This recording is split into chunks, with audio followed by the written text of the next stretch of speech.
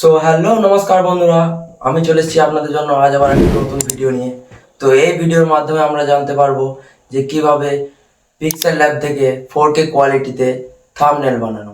তো আপনারা কিন্তু একটি ভুল সবসময় করে থাকেন, আপনারা থ্রি ডটে গিয়ে যান, ইউটিউব থাম্বনেল চুজ করেন আর থাম্বনেল শুরু করে দেন তৈরি করতে। এই ভুলটা আপনারা করবেন না।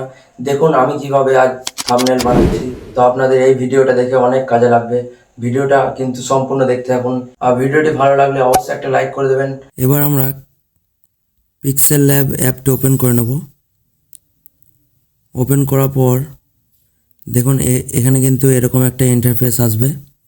এখানে কোণে দেখুন থ্রি ডট আছে, থ্রি ডটে ক্লিক করবেন। ক্লিক করার পর এখানে দেখুন সবথেকে প্রথমে যেটা করে নিতে হবে ইমেজ সাইজ। এটাকে আপনারা কাস্টম সাইজে করে নেবেন। এখানে কিন্তু বেশিরভাগ মানুষ ভুল করে। তো এই সাইজটা আপনারা এখনও পর্যন্ত অনেকেই জানেননি, তো আমি জানাবো আপনাদেরকে। তো এটা আপনারা 1280 আছে, এটা আপনারা কেটে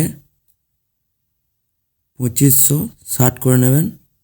আর ডান দিকেরটা আছে, এটা করে নেবেন 1440।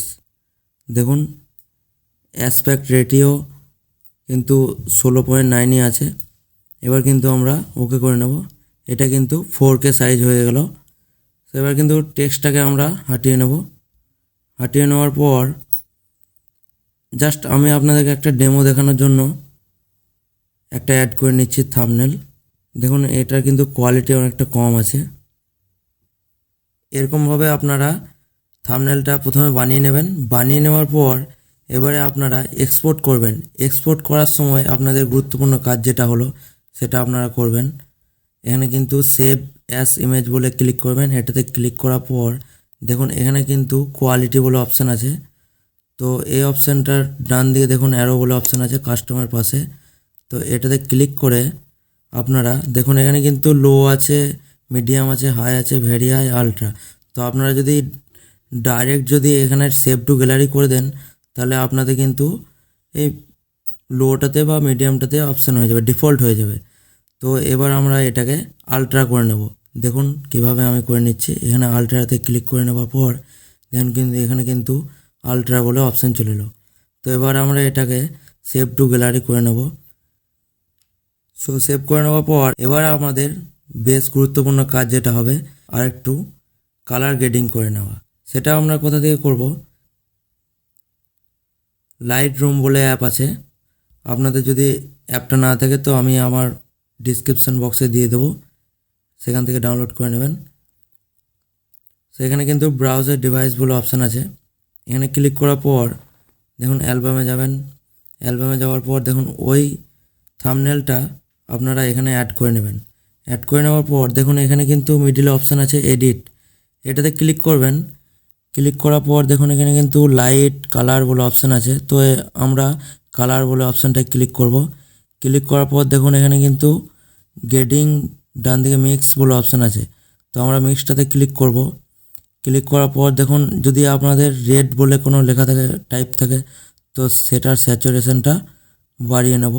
দেখুন রেডের কালারটা, কমিউনিটি কালারটা একটু লাইট হয়ে গেল। তারপর আছে দেখুন গ্রিন কালার আছে, গ্রিনটাকেও বাড়িয়ে নেব। গ্রিনটাকেও বাড়িয়ে নিলাম। দেখতে কিন্তু খুব সুন্দর লাগছে এবারে।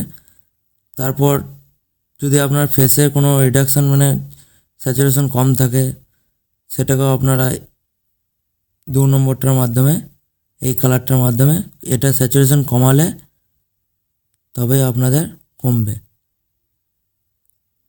তারপর দেখুন ইয়েলো আছে, ইয়েলোতে স্টিকার দেওয়া আছে, ইয়েলোটা আপনারা বাড়িয়ে নেবেন। বাড়িয়ে নেওয়ার পর দেখুন কিন্তু এবারে থাম্বনেলের ব্লু থাকলে ব্লুটাও বাড়িয়ে নেবেন। বাড়িয়ে নেওয়ার পর দেখুন এবার কিন্তু থাম্বনেলটা আপনার পরিষ্কার একদম 4K কোয়ালিটিতে চলে এসছে। এবার আমরা এটাকে এখানে কিন্তু দেখে নিতে পারেন কোয়ালিটি একবার থাম্বনেলটার।